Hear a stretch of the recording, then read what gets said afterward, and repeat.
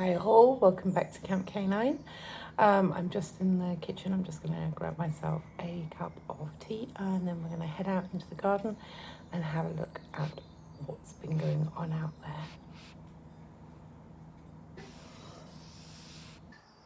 So, as you all know, we've had a very, very cold, miserable start to the year. April was probably the coldest that we've seen in a long time, with so many frosts. It postponed anything being put out into the garden. And then May so far has been a really wet one. So April we were getting our watering cans and hoses out because we didn't have enough rain, and then May it just hasn't stopped raining.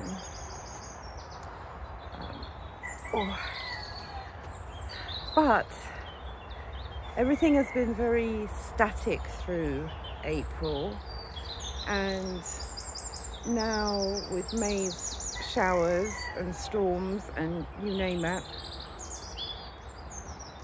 coming down from the sky, everything has started to spring to life.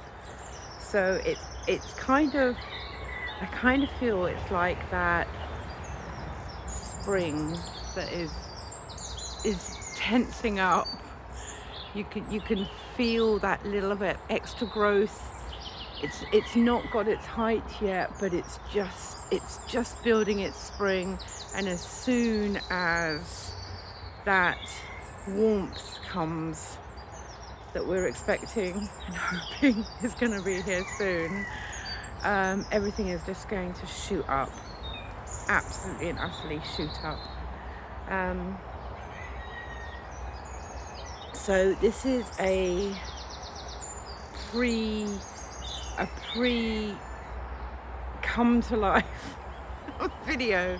So we are now the 26th of May, or is it 25th? It's rolling into one. Okay, let's put this cup down for a minute. Where shall we start? Okay, well, we might as well start at one corner and just work our way round. So let's start with the entrance arch here. So this is the gate into the garden. Because of all the rain, the grassy garden has turned into a bit of a mud pile. So this is why the boards have been put up, so I can actually walk through there. So let's have a look at our peas. Now, I am worrying this year, I've got to say, whether I've planted enough peas, because in the years past, I realised about 6 of these in total, that I had peas growing up. And I've only got one this year because of redoing the garden. I have added this panel back here and the same on the other side, and I have planted far more peas in a space than I've ever done before. So I'm hoping that I will actually produce more peas, but in a smaller area. We're just going to see how that turns out. You don't know something until you try it. And this whole layout of the garden is a whole new attempt at getting my vegetable garden under control in a different way. So we're going to see how it goes. Anyway, let's have a look at these peas. So these peas here, and along all the peas that I did this year, I did in the gutter method. So had the long gutter, put the compost in, planted peas, 2 peas in each width, and then about 1 inch or 2 inches apart all the way along the gutter. Soaked the gutter, slid them out into here once they'd grown so high, and they haven't really grown a huge amount higher, but you can see that they are now absolutely full of really strong strength. Oh dear, this time in the morning is not good for me. So these stems are nice and strong and ready to shoot up the fence. That's what we're hoping. I've eaten a couple of these, which is the shoots. I don't want to disable the plant. I really want as many peas out as possible, so I haven't taken too many of them. But oh my goodness, these just taste of pea. It's absolutely wonderful. What else have we got going on here? Well, let's look at a fail, shall we? So this is a success, and the fail is that I planted 2 patty pans to come up, and the idea was that they would cascade over this edge here, and one was here and one was here. Now I did do them as seed direct underneath a bottle, which is the way I would always do them, and they would normally have come up by now, and they haven't come up. So I have planted some more back in the greenhouse, hoping that they will actually come up and that I can get a bit of a head start on a slow start to be able to get these into the garden. These are my onions. Now these are a fairly good success. I planted these as sets, just little tiny bulbs, at the very beginning, was it back in February or March, and these have come up. These are some sunflowers that are going to be hopefully giving me a nice bit of colour either side as I come in. That's hope. Kind of plan these things in your head. I sit there and imagine, what is it going to be like?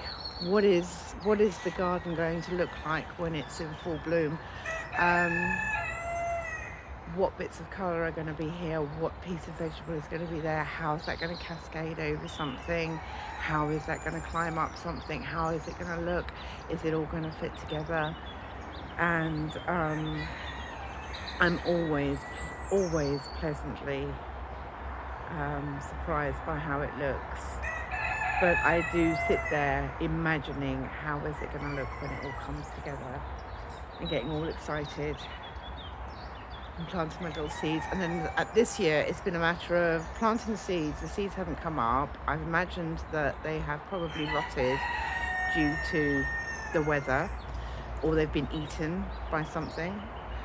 And so I've gone around and I've sown again. So if that wasn't the case and they all come up, I may have a bit of a jungle on my hands this year, and I'm just going to have to treat them as weeds and thin them out as we go along. Okay, so what else have we got going here? So another thing I've tried to do is, with this new layout, I've tried to also condense down my planting and do different levels, as if we're in a forest.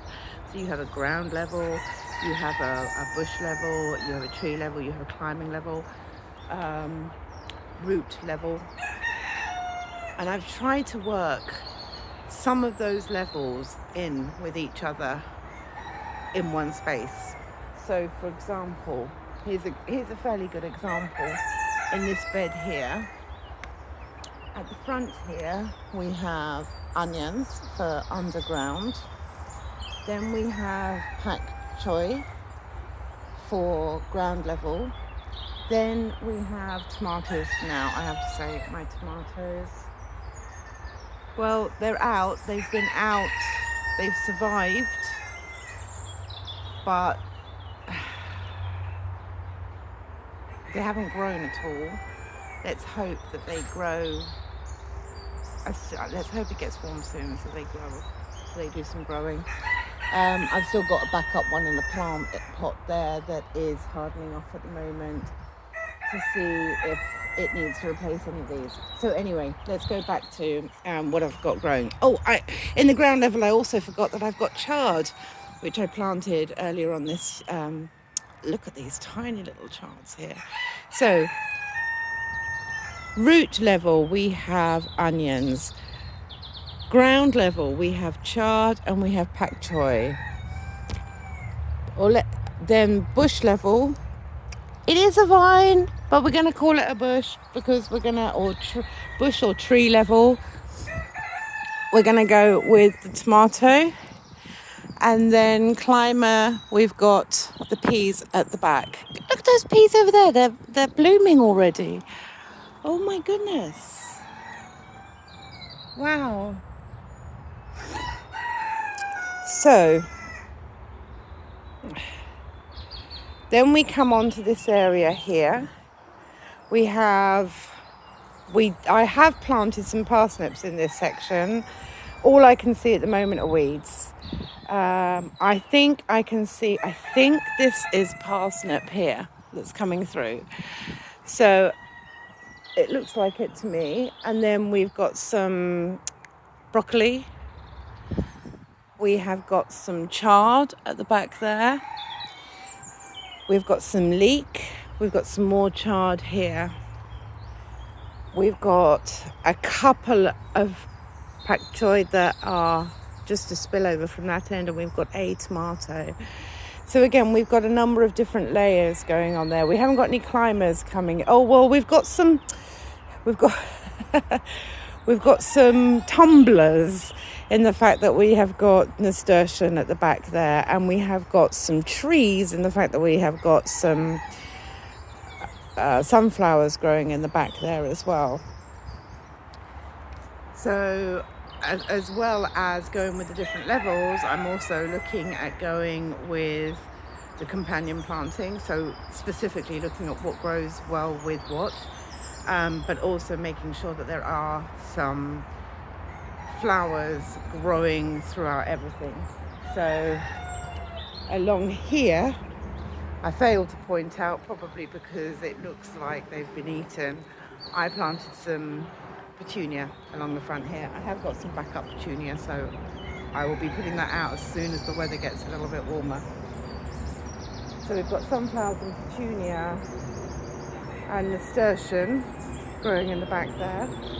Then let's move on to this section. So here we've got one of our fruit cages, and in this fruit cage we have got mainly strawberries, which are providing quite a lot of flowers at the moment, so I'm really fingers crossed that we get some strawberries.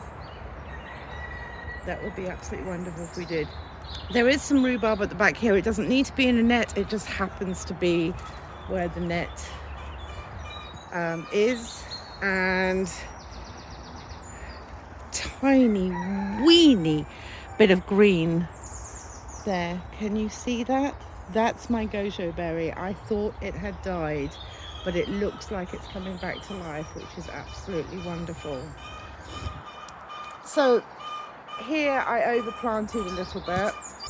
This is kale that just happens to be in my fruit cage because I didn't realise at the time where I was going to have my fruit cage and how far it was going to come down. And I decided that I was going to run the fruit cages in line with each other. I don't know if you can see. So back there I've got the berry and currant fruit cage, and then here this is, if I can just get it built properly, this will be the melon house, and then this is the strawberry and gojo berry one. And I just happen to have planted some kale back here, which has ended up in the cage. So we're just going to have to keep that pruned and keep it under control under there. So what have we got in here? This bed I have yet to really get under control and decide what I'm doing with that. I would like to plant some asparagus in there with the strawberries as well. But we have, again, we've got chard coming on the front and along the back, and we've got the strawberries and we've got the leeks coming on the front. We have got the odd little nasturtium along on the back edge. And before I knew there was going to be a cage here, I have some sunflowers growing. So I'm not quite sure how I'm going to do that.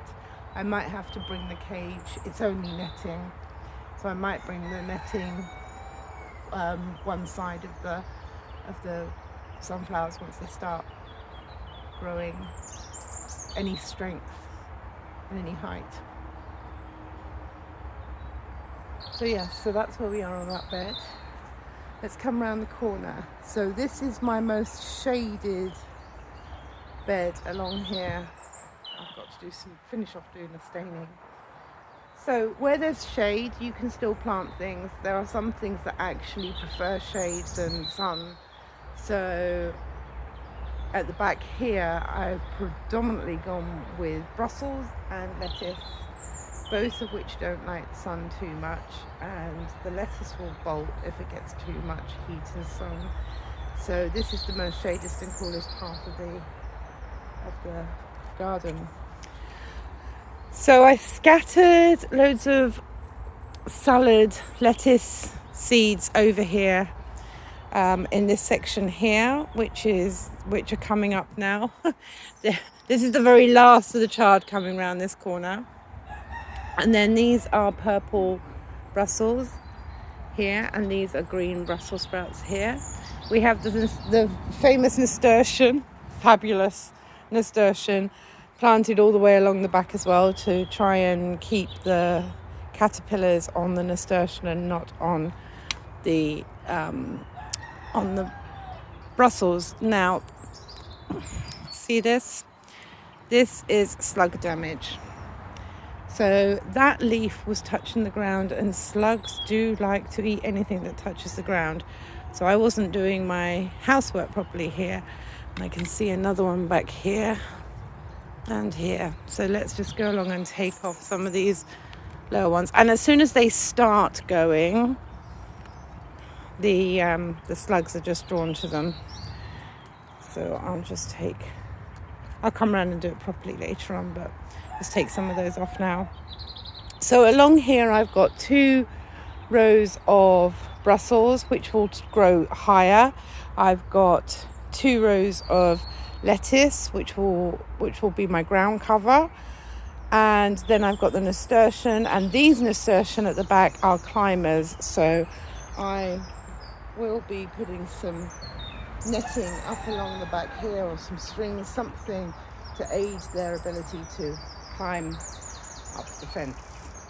So I'm hoping, if there's enough sun down this back corner for them. I don't know I haven't yet learned of a climbing flower that likes shade. So if you have any suggestions for me, I would be very, very welcome to them.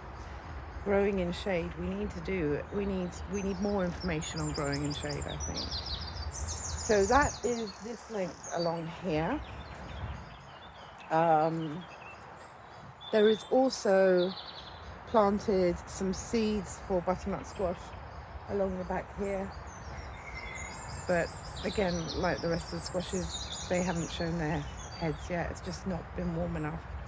Okay, so in this corner here, I scattered lettuce mix again. So these are basically my cutting comes again at either end. And then these guys at the middle will be hopefully individual heads that I'll be able to harvest.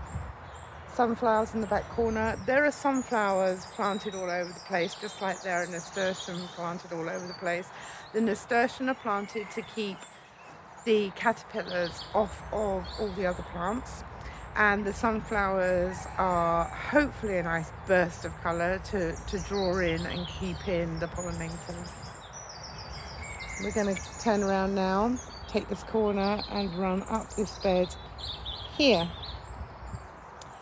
So in this bed on the back, let's start with our climbers. Let's do it the opposite way round. So the climbers, we have beans planted all the way along here.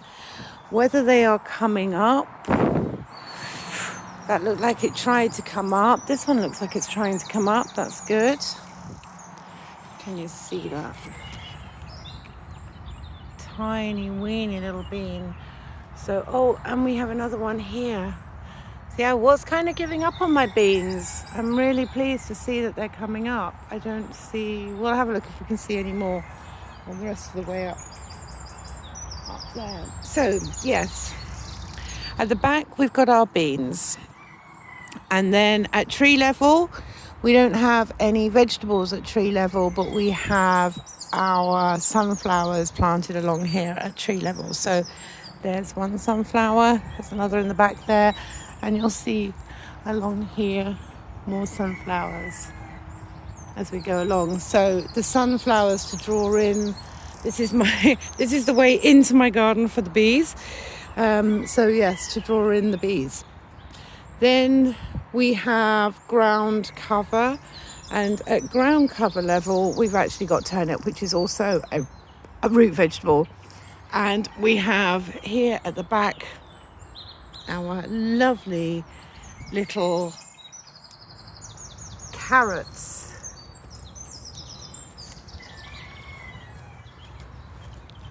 So these are looking very good. I didn't think these were going to come up, and now I can see they are on their way up, which is wonderful. All the way along here we have, this is a weed, this is grass. But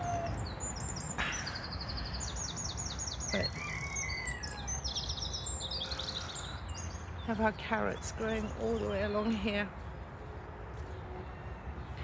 Look how great these are looking.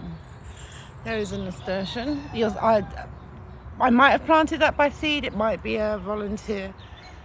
It looks like it's in the place where I would have planted it.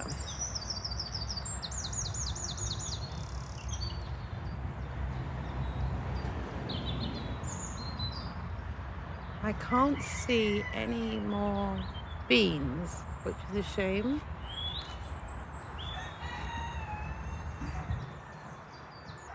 So those were my carrots and my turnips,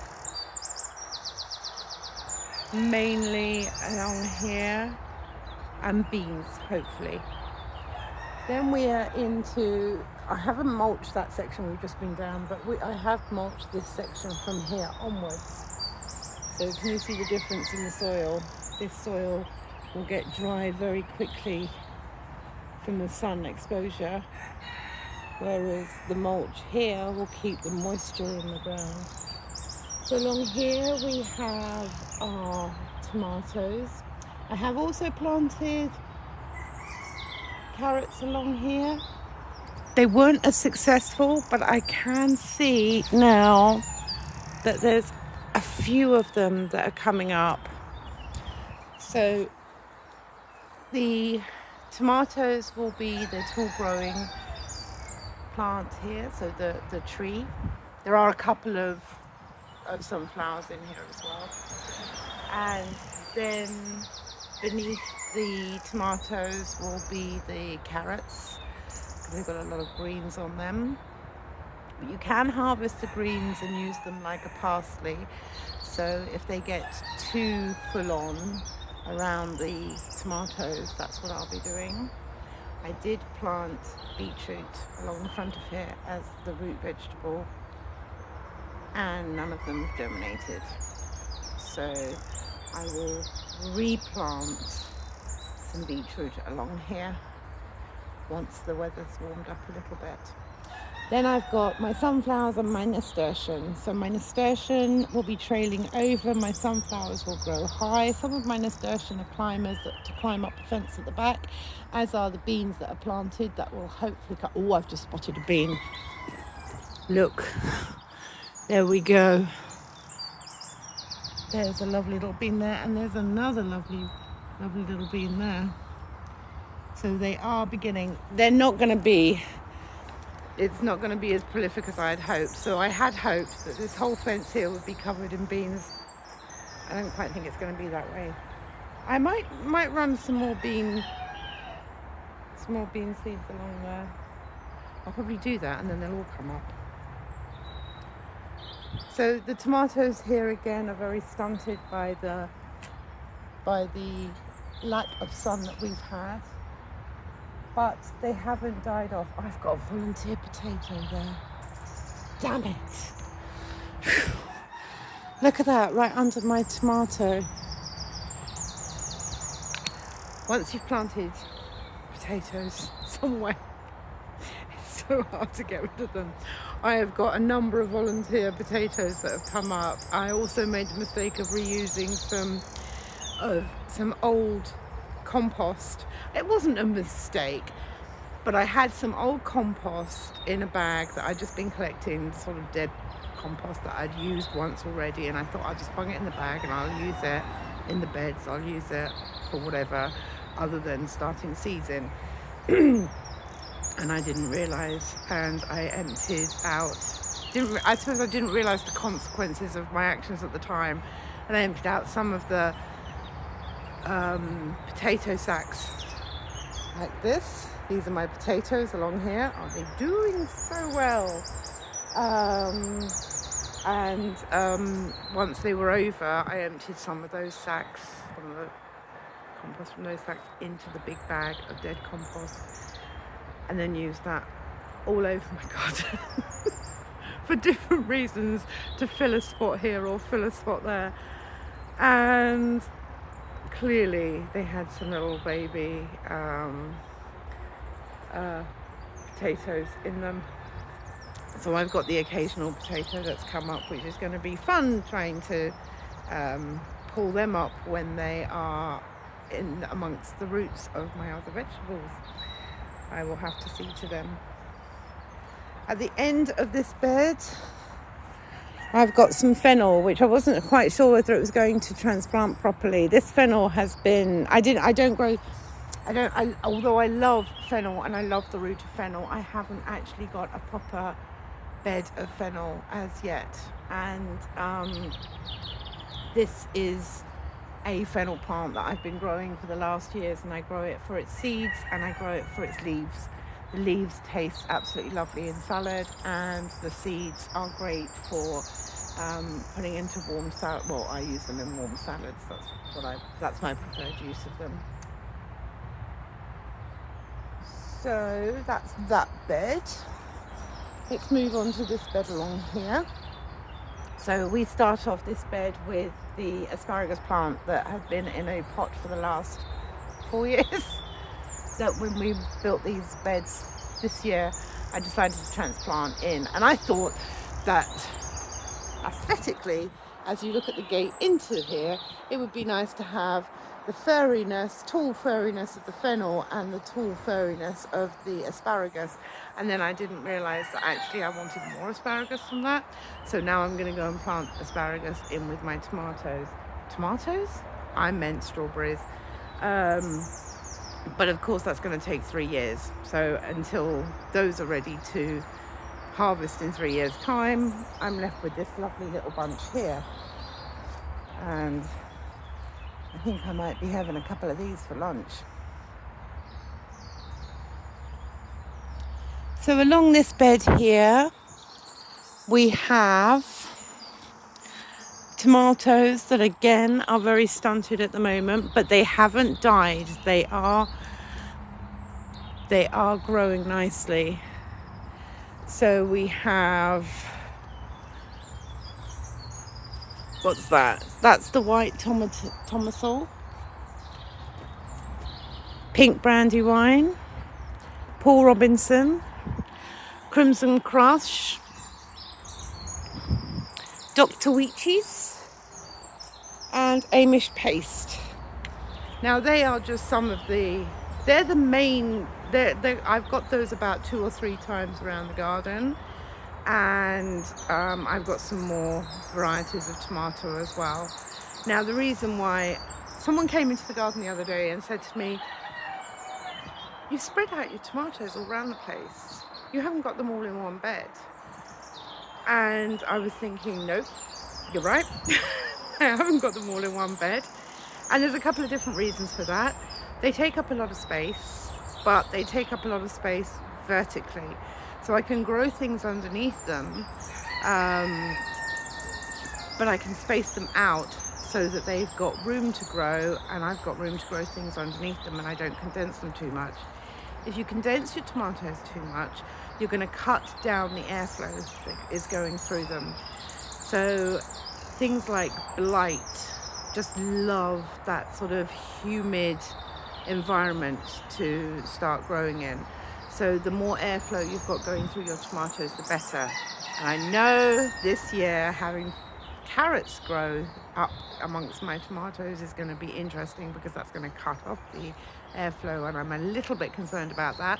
But this little bit of bed here is an experiment of mine, because it does say in the companion planting guide that you can plant tomatoes and carrots together. So I just want to see how that's going to work, and whether that's actually going to cut off the airflow. The other thing is if I've got a Dr. Weechees over in this garden, this part of the garden, I've got a Dr. Weechees over there in that part of the garden, and this one becomes ill, I've got a chance that I can pull this one up and still get Dr. Weechees this year. I'm not a huge gardener growing for a massive family or trying to sell my produce at farmers markets and things like that.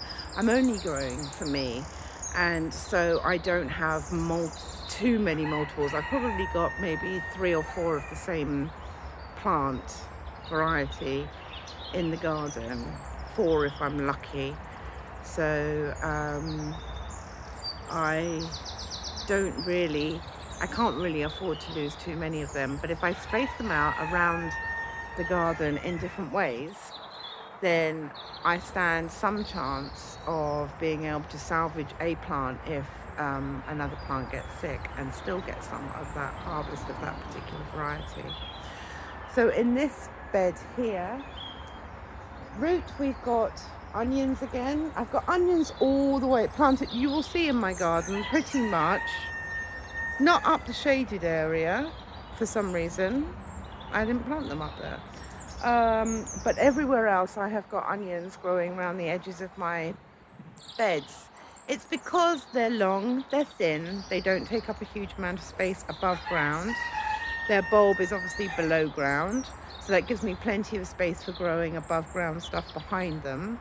And the smell of the allium puts off, I've got hair in my face, puts off a lot of the pests. So it disguises the plants so the pests don't know that those plants are there. So the ones that they'd normally be drawn to, it's a bit like wearing a disguise. It keeps them at bay a little bit. It's just part of the natural defenses, using your plants as natural defenses. I don't use any form of pesticides here. I grow more than I need, so that the pests, the insects, or the slugs, or whatever it is that they are that we call pests, will come in and eat some of the plants, and that's absolutely fine. I've planted enough to be able to lose some of those to the wildlife, and in doing that then creates a lot of wildlife food for wildlife. So that first level of wildlife comes into the garden. That then provides food for the next level. So the next level of wildlife comes into the garden to consume the first lot that were consuming my plants. And then you get the next level, which will be things like birds that will come in and consume those insects.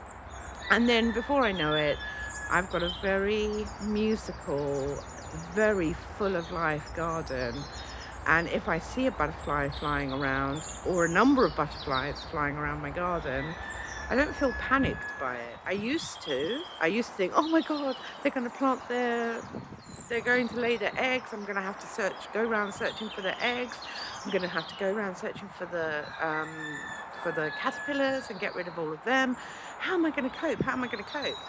Well, I don't worry about that anymore. Yes, if there are a whole load of caterpillars that aren't going for the nasturtium and they are going for my cucumbers or my brassicas or something like that, then I'll come out and I'll pick off the little ones and I'll get rid of them. And if I see one big fat one on there, I'll think, well done. You've avoided me up until now. You deserve to be able to grow the rest of your life and enjoy being a butterfly. So I'll leave them on there. But that's why, I mean, if you look at your brassicas and you think we eat that tiny bulb of broccoli or cauliflower that's right in the middle, these plants grow the biggest leaves, huge outer leaves. And when you see some of these gardening people when I see some of these gardening people on YouTube, and they have got these beautiful brassicas with these massive leaves around them, I think, wow, they are attractive, yes, but what happened to the insects that were going to be eating those? And aren't the outer leaves meant to be the insects' food so that the plant survives? Isn't that the plant's natural defense? That's what goes on in my head anyway. Okay, so what are we doing?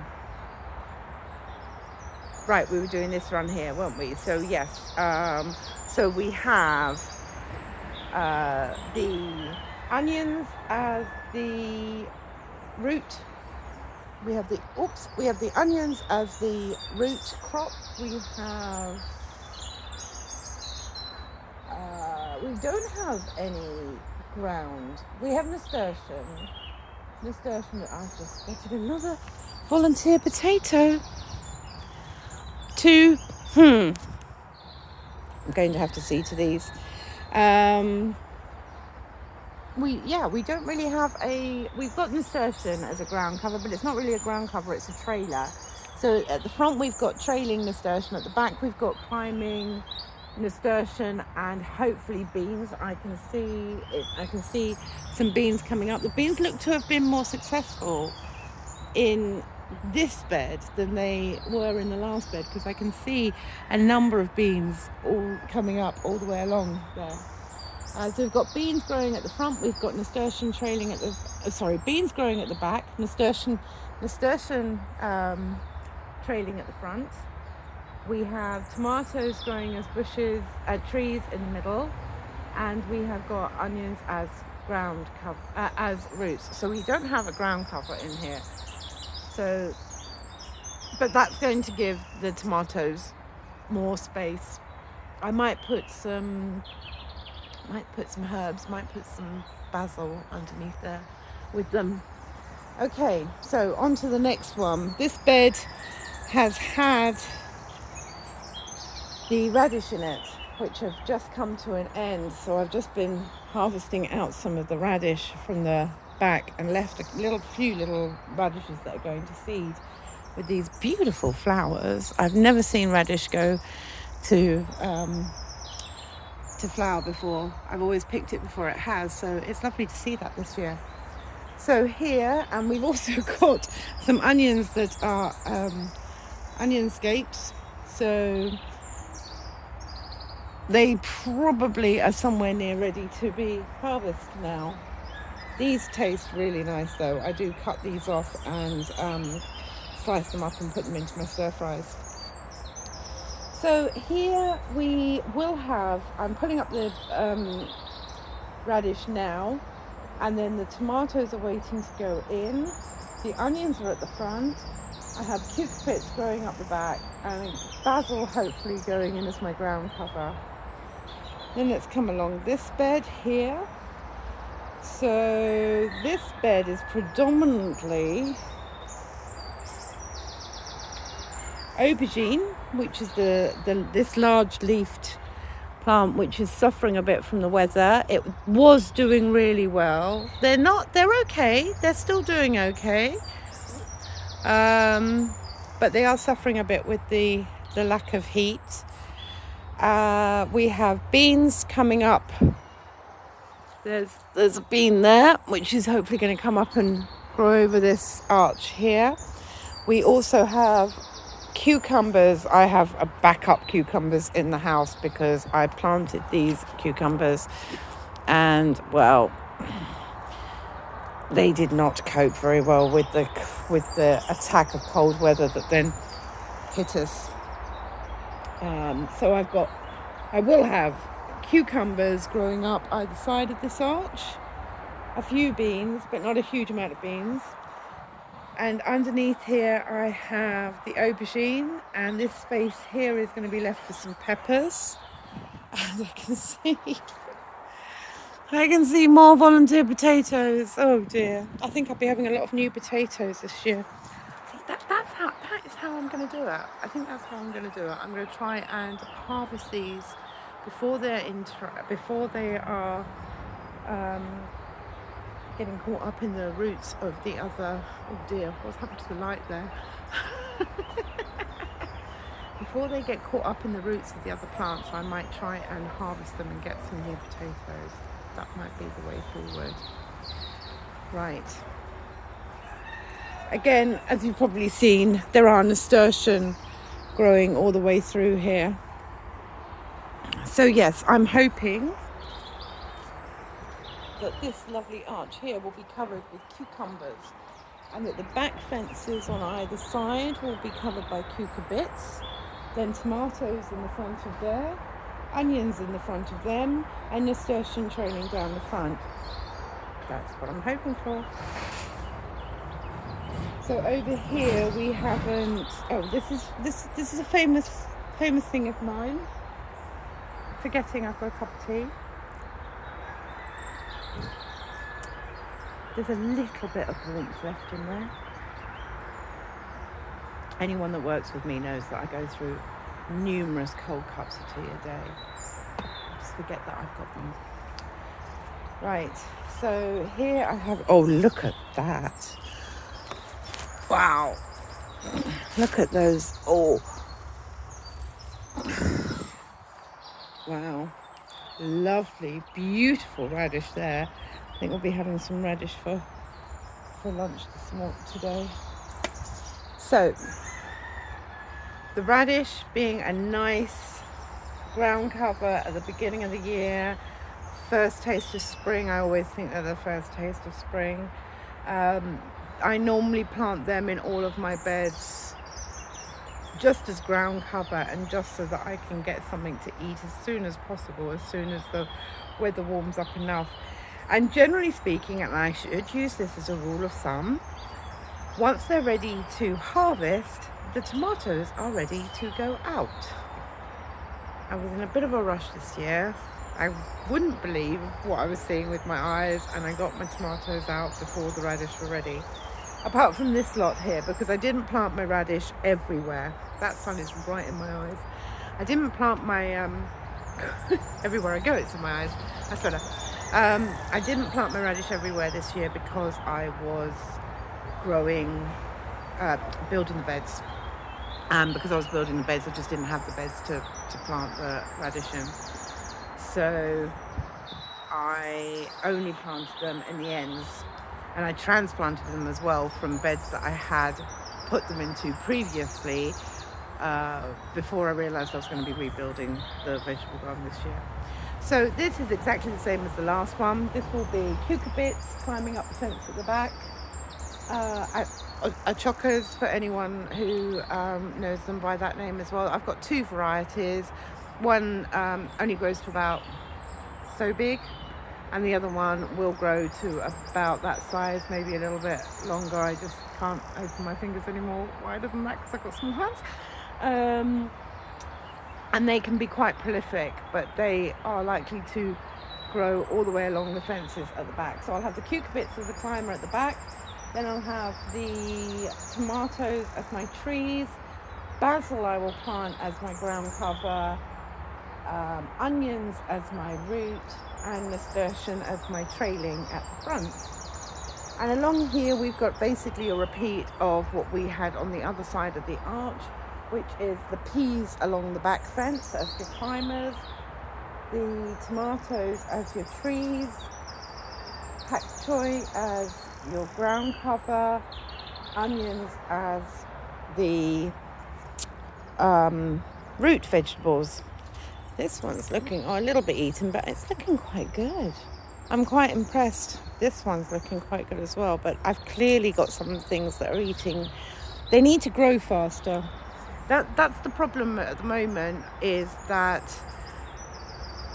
the things have gone out because it's that time of the year. but we're lacking the sun, so they're not growing fast enough. So whereas it would be quite normal for the slugs to come along and to take their little nibbles out of your plants when you first put them out, normally they're growing fast enough that they outgrow the damage that the slugs are giving them. But when you've got something that grows slowly, and given everything is growing slowly at the moment because of the lack of sun, they can't grow fast enough to replace the damage that's being done by the slugs. And that's what you've got to keep an eye on this year. That is is my big struggle this year. I don't suffer hugely with slugs. I'm in raised beds. I use mulch. I do a lot of housekeeping and make sure that I pick up all the bits and pieces. I am lacking my wood chips that I normally have all over my ground. I normally have a delivery of those, which I then put down on the ground to cover all of my paths. And I haven't been able to get hold of any. I don't know why. And I am really struggling, and it's got muddy, and where it's muddy and slimy, well, that's perfect, isn't it, for the slugs to travel over. So that brings us back to the arch here again. So on this arch, as well as having, I spoke earlier on about the fact that we were having the patty pans that I planted on both sides that were meant to be summer squash they're the ones that look like flying saucers. You know the ones I mean? You can get them in like a very pale green. You can get them in yellow, in like a white. They look a bit like flying saucers. They can grow quite large, but they're best harvested about this size. You can use them, you can cook them like courgette. You can put them in curries. You can bake them like baked potato. They're quite versatile. I like them. But there are summer squash, and they would naturally trail over the side of these beds. So they were going to be my trailers. So hopefully I've got some back up in the house that is going to germinate. If they don't germinate in the house, then I've got a bad batch of seeds. And then wherever there are peas, I always, growing over arches, I always follow with my favourite Chumbosino squash, or the Zucchetta squash. They're the long ones. They one kind of grows in a circle like that, like a six almost, and the other one is a straight one, and they have round ends, so they kind of grow like they kind of look like a thin courgette, and then they grow much longer than a courgette, and then they have like a bulbous end to them. The bulbous end is where they hold the seeds. Now, the thing I like about the Zucchetta and the Chumbosino squash is that even if they don't get pollinated, you get some fruit growing off of it, which means that you've got something that you can harvest and that you can eat. They're only small, but they're still adequate to put into your daily food allowance, and come out and pick them. You can always tell when they haven't been pollinated because the ends start to dry up, at which point you go, right, okay, harvesting this now, I'm going to take what I can out of this now. And then if they do get pollinated properly, you end up with, well, my biggest one I think was something like 4 foot long. Absolutely amazing. I still haven't eaten it. It's on the side in the kitchen. If you harvest them, cut them off and leave about that much of the stalk on, then you can treat them like a winter squash. So you can, if you harvest them young enough, you can treat them like a summer squash. And if you leave them on long enough and you cut them with a bit of stalk on them so it's not too close to the skin, then they will store like a winter squash. They're very versatile. So they were planted at the back of each of the sides of the arch, and they should have come up, and they haven't come up either. But equally, nor have the ones that I have put in my greenhouse, in my conservatory, in my hothouse. So I think that's a bad batch of seeds, which is really unfortunate. Okay, so that brings me back round to that arch. I do have some herbs in pots around the place that I haven't as yet put into any designated area for as a permanent place. Right, let's look at the boats. Let's move on to the boats. So if you've seen this before, can I get you into a position? So I have the 2 boats in the garden with an arch that goes between the 2 of them. And I had hoped that I would have beds of marigolds this year, here, and the same at the back there and there. But there's not much sign of that actually happening this year. So let's look at what I put into the beds. So the beds have been all winter, or a lot of the winter, with onions growing in them. So these onions have got scapes coming through. This has actually been in since last summer or last spring. And these ones here were put in the winter. So I have onions growing in amongst what will be my tomatoes. I have got all my baby berry tomatoes, all my little cherry tomatoes grow in the boats, so they can grow up, they can cascade over the boats if necessary. I have got lettuce growing, individual lettuces growing in around the bottom. Petunia hopefully growing along and around the outside. These are some radish left over that I need to harvest out. These are some spring onions that have been planted.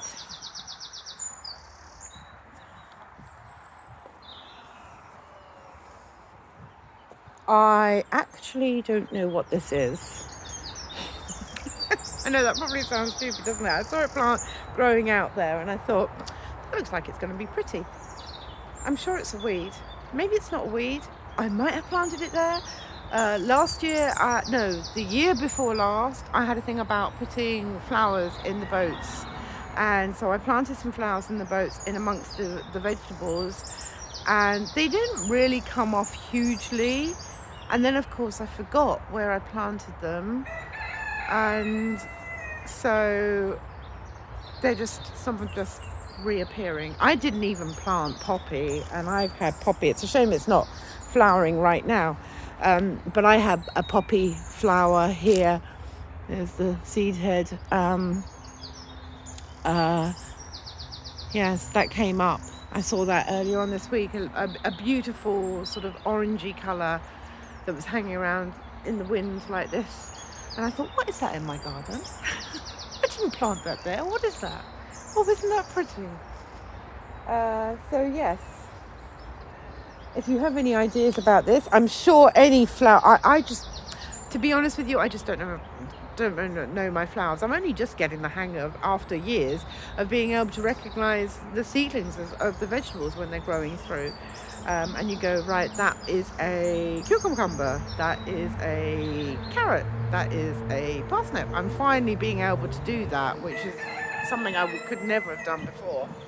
Trying to do that on flowers as well when I don't actually specialise in growing flowers. That's amusing. But I thought it's bound to grow into something beautiful and majestic, because just look at the leaves. It has to, doesn't it? Well, we will see. So yes, white cherry tomatoes, blueberries, Barry's crazy cherries, some white ones in there as well, I think. Looks like I've got volunteer nasturtium come up here and here as well. There were nasturtium growing at this end of the bed last year, so I'm not surprised to see that. And basically then we've got exactly the same copy here, except this has got a lot of weeds in it, so I have actually got to get through this garden and weed through this garden. Now over the arches I have planted noodle beans. And again, like all the others, they didn't come up, and so I have planted in the conservatory more of them to be planted out. They have all germinated, so I look forward to planting these out. I have looked in here, and there has been a small sign of the odd bean, like here, that has managed to come through. I transplanted this bean earlier on and the weather just has killed it. Now I am hoping that I am going to have beans on this trellis from now on this arch from now on. The same with the front of the fence here and here. So this year, when I harvest them, I won't be digging up the plants. I will just be leaving the plants to die off. I will take off the top bits of it, and then I will of course plant new seeds and stuff for next year. How am I going to be able to resist? How am I going to think, yes, I'm going to believe in the fact that beans are perennials and they are going to come up again? There's a good chance that they will. They are meant to be perennials, which I didn't know. This is one of my learning curves this year. But I don't know if I can trust it completely. So I will be planting some of my own next year. But we are going to now say, right, this is the dedicated place for the beans. If they're going to come up each year, this is where I want them to come up now. So I didn't plant. Oh, I did. I must have. I can't say I didn't plant these peas. Apparently I planted peas along the bottom of here. This must have been before I decided this was going to be a bean arch. And again, there's a couple of peas along on that side as well. There aren't many of them. They can grow up, they can do their bit. Generally speaking, normally the peas are done and finished by the time the beans need to take over the space. So I'm not too worried about peas growing up along this arch. Next year, I haven't even got into this year, and I'm going, next year I'm going to do this. So what I'd like to do next year is I'd like to set up a small bed. I might use that one there along here because it's a nice small bed, and set it up with an arch on it and see how much stuff I can grow in one space. So for example, the peas will always grow up over the arches first, and then the climbing squash will grow up after the peas, but so will the beans. And beans and squash grow nicely together, so they might come up together and live and be companion plants together without any problems. And then the corn is the other sister of the bean and the squash, so maybe they can grow underneath the arch. That's my thought, but it's too late now for me to set that up, so I will be having a go at setting that up next year.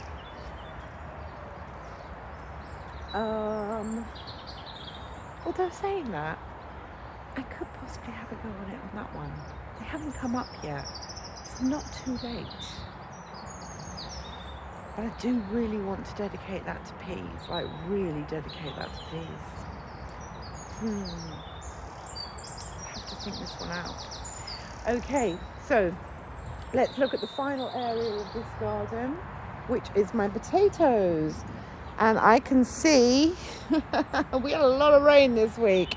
I haven't been out here for a week, and look at these potatoes. They are growing like crazy. Some of these I really seriously need to get some more earth in, and I haven't got a huge amount of earth left. I've only got this earth here,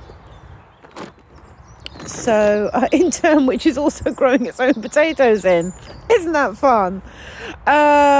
Okay, so this is all lighting is bad. So when you run out of earth to put in your potato sacks or on top of your potatoes, you can use other things.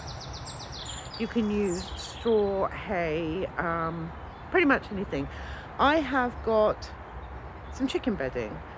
I use hemp chicken bedding, so I think what I will do is I will clear out some of their beds over the weekend and top up these bags to the top, because now you can see they have come, most of them have come over the level of the top of the bag. So I will fill up the entire bag right to the top with the bedding, and that will give plenty of space for those potatoes to grow, because they're not going to grow anywhere above the ground. They're only going to grow beneath the ground or beneath a surface. So I'm not going to waste between here, which is where the earth is inside, to here of this bag. I need to fill that up. So I will get to that this weekend. What else do I have to show you? So I have got to finish tying up my daffodils. So some of these I've tied up, and I have got a load of borage to put in here. So borage is like comfrey. You can use it for making liquid fertilizer. You just, let me go and get my cup. You just harvest it, stick it in a tub, stick a load of water over it, like you do your nettles as well. So comfrey, nettles, borage, same thing. You just harvest some, stick them in a bucket, cover them with water, put a cover over that because oh my god, it stinks. So hopefully put it into something like a bucket with a lid that you can put on the top, and then leave it for a few weeks, and then you can use the liquid to fertilize. So I've just come in to put my cup of tea down. I'll make myself a new one, and I've just spotted someone on the kitchen table. Hello dear, good morning to you, Perky. How are you doing? Hey? She just like to pop herself in to get some breakfast. Okay, so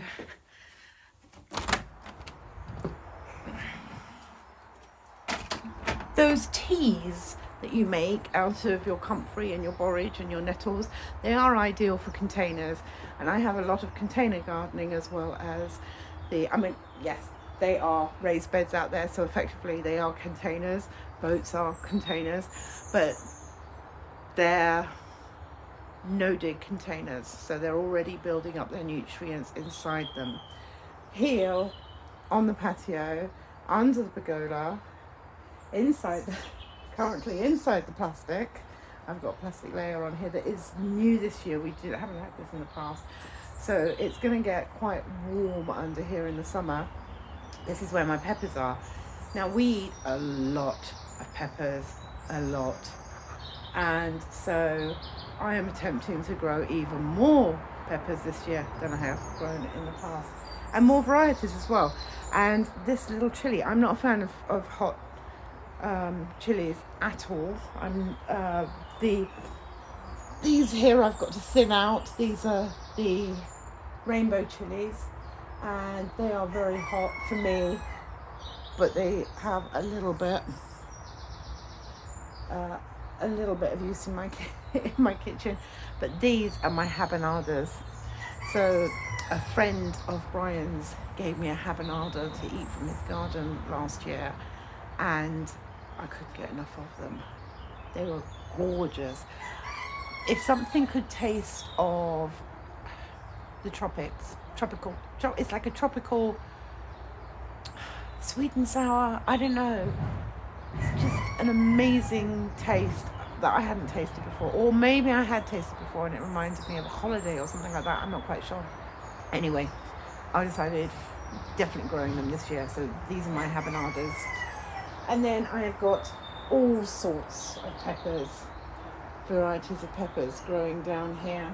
Your normal bill, shishito, tocino, kabachi, redskin dwarf, banana, many different mixed bell peppers. So they are all growing under here.